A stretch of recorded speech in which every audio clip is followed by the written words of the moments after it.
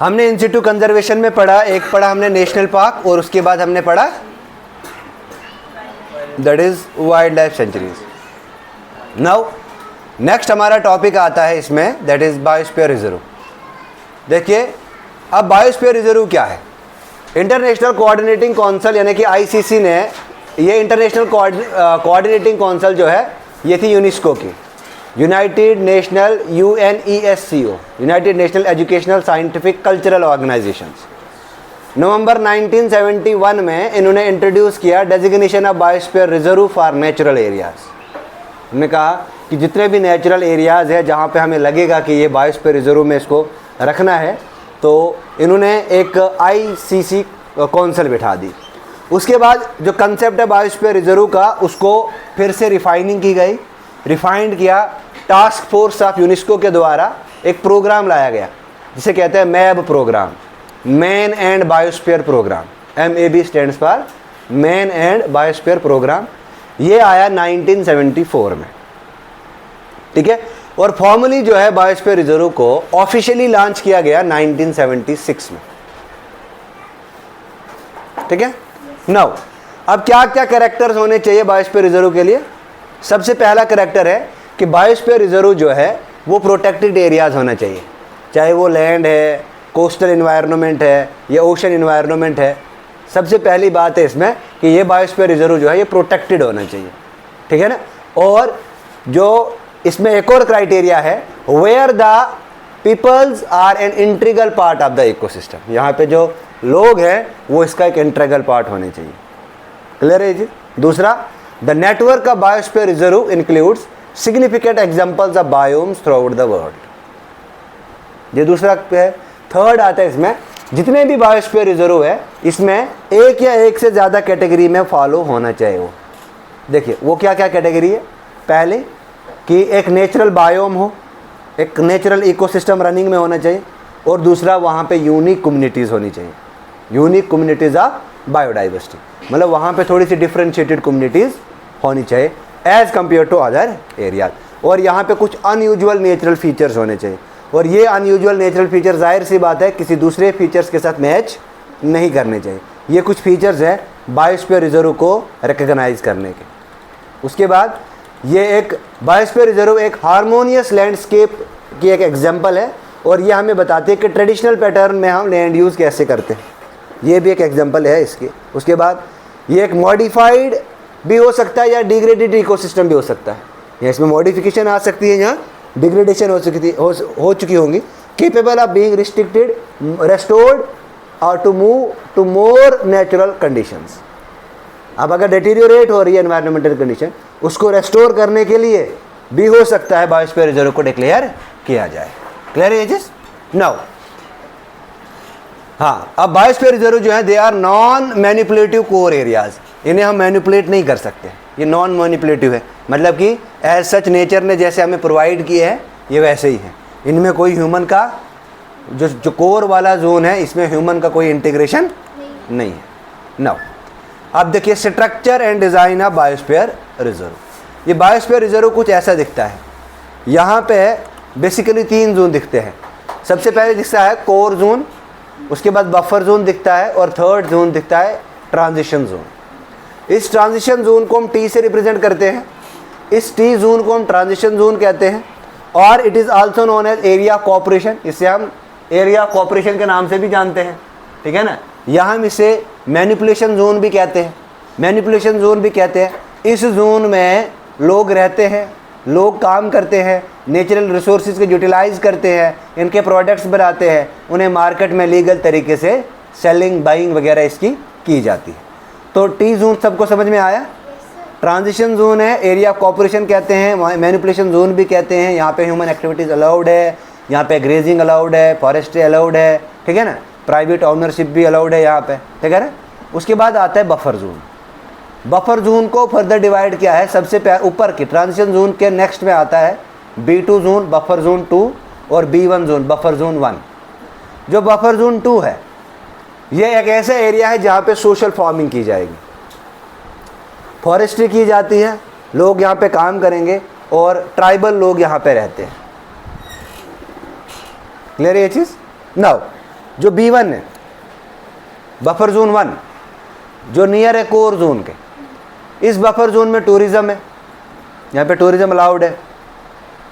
Research, जितने भी research scholars हैं वो इस एरिया में रिसर्च करेंगे, और यहाँ पे तालीम ली जा सकती है, एजुकेशन विद परमिशंस। हम इस जोन में जा सकते हैं, वहाँ पे एजुकेशन ले सकते हैं, ठीक है ना, लेकिन तभी हम ये पॉसिबल है जब गवर्नमेंट अथोराइज करेगा, क्योंकि और उसके बाद थर्ड जोन आता है कोर जोन।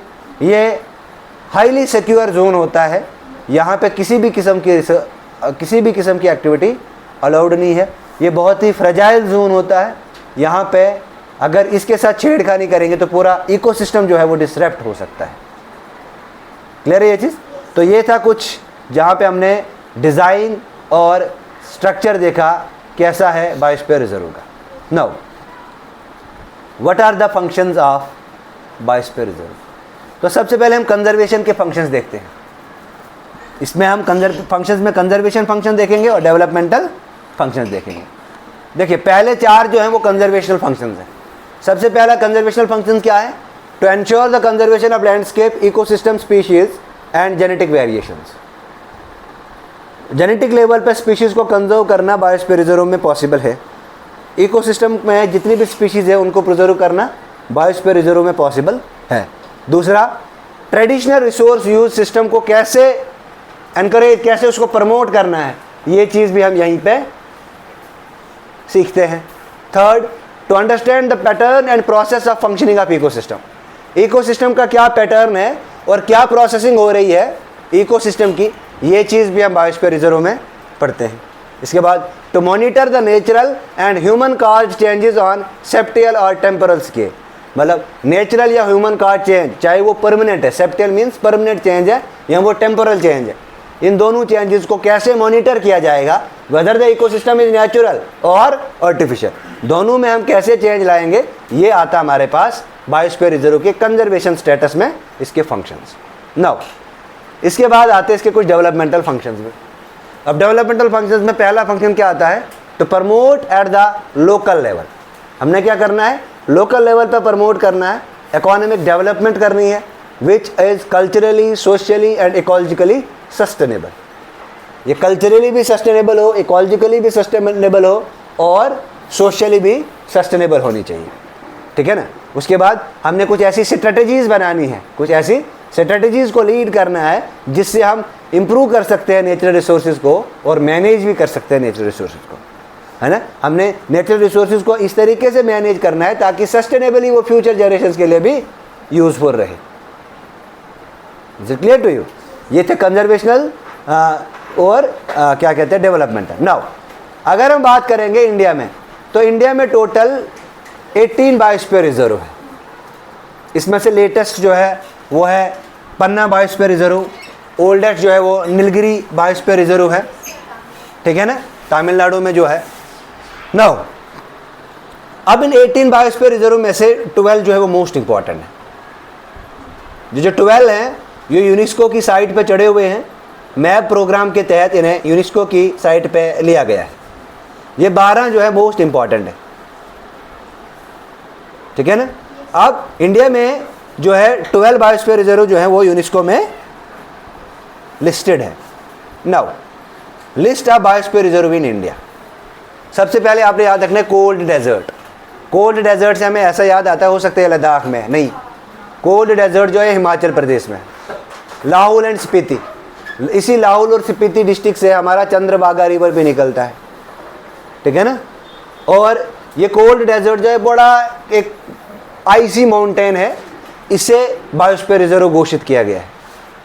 उसके बाद नेक्स्ट आता है हमारा नंदा देवी। ये नंदा देवी जो है ये उत्तराखंड में है और ये है यूनेस्को की लिस्ट में। थर्ड आता है कंचनजुंगा। ये कंचनजुंगा जो है ये सिक्किम में है, ये भी यूनेस्को की हेरिटेज में आता है। फोर्थ आता है दिबांग दिहंग। दिबांग दिहंग जो है अरुणाचल प्रदेश में है और दिबांग दिहंग जो है ये ईस्टर्न मोस्ट बायोस्फीयर रिजर्व है इंडिया का। नॉर्दर्न मोस्ट आ गया कोल्ड डेजर्ट, ईस्टर्न मोस्ट आ गया Dibru Dihang, it is in Arunachal Pradesh, Dibru जगह का नाम है, दिहंग वहाँ पे एक रिवर चलता है, इसलिए इसका नाम पड़ा दिबांग दिहंग। उसके बाद 5th नंबर पे आता है दिब्रू शिकावा। दिब्रू शिकावा जो है ये आसाम में है, ये स्मॉलेस्ट बायोस्फीयर रिजर्व है, सबसे छोटा दिब्रू, क्या सबसे छोटा दिब्रू शिकावा। 9, उसके बाद मनास, आपने पढ़ा मनास वाइल्ड लाइफ सेंचुरी, मनास नेशनल पार्क, तो मनास बायोस्फीयर रिजर्व भी है, ये कहाँ पे है, ये आसाम में है। उसके बाद नो क्रीक, ये मोस्ट इंपॉर्टेंट है, अंडरलाइन करके रखना है आपने। नो क्रीक जो है ये मेघालय में है, ये भी यूनेस्को हेरिटेज साइट में है। उसके बाद नेक्स्ट आता है हमारे पास सुंदरबान। सुंदरबान जो है ये वेस्ट बंगाल में है। सुंदरबान डेल्टा के इर्द गिर्द जितना भी है ये, यहाँ पे रॉयल बंगाल टाइगर जो वो फेमस है, ये भी यूनेस्को की हेरिटेज साइट में आता है। उसके बाद आता है सिमलीपाल, ये सिमलीपाल जो है ये उड़ीसा में, ये भी यूनेस्को की हेरिटेज साइट में आता है। उसके बाद पन्ना, पंचमढ़ी, अचानकमार, अमरकंटक, ठीक है ना, आई बात समझ। ये तीनों जो है यूनेस्को की लिस्ट में और ये मध्य प्रदेश में है। उसके बाद आता है शशमचलम, शशमचलम जो है ये आंध्र प्रदेश में आता है। उसके बाद गल्फ ऑफ मिनार, तमिलनाडु, ये भी यूनेस्को में है, फेमस फॉर सी कॉव, ये सी कॉव के लिए फेमस है। उसके बाद आता है ग्रेट निकोबार, ये अंडमान एंड निकोबार आइलैंड पे है, सॉदर्न मोस्ट है, ये क्या है, सॉदर्न मोस्ट है।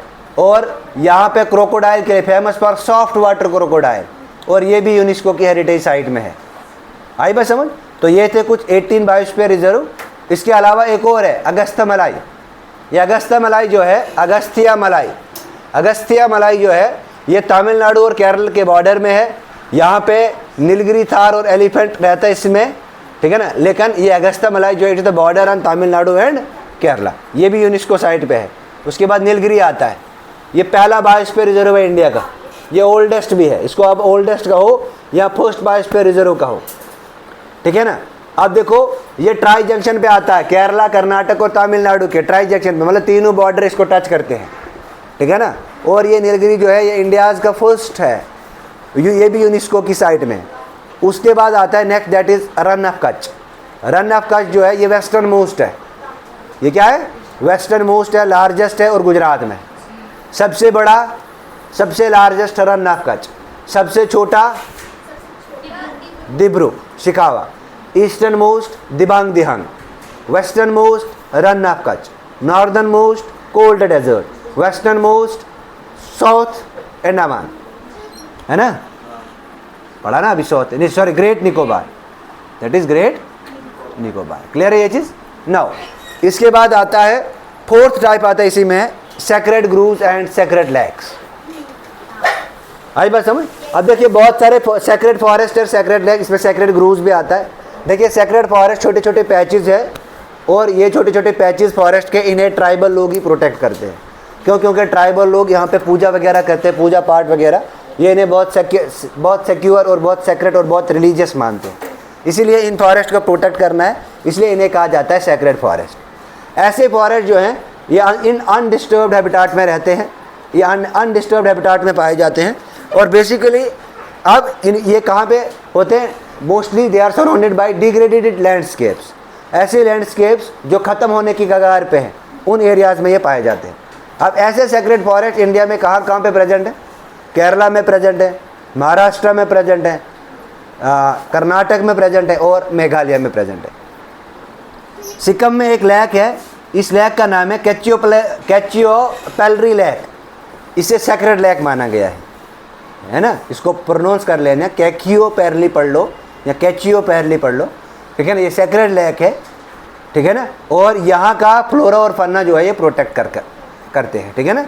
तो this is all about today lectures, जहाँ पे हमने national parks, biosphere reserve, wild life sanctuaries, sacred forest और सेक्रेड लेक्स को देखा। क्लियर है ये चीज़। तो नेक्स्ट टॉपिक में हम पढ़ेंगे एक्सेटिव कंजर्वेशन। क्लियर है, थैंक यू।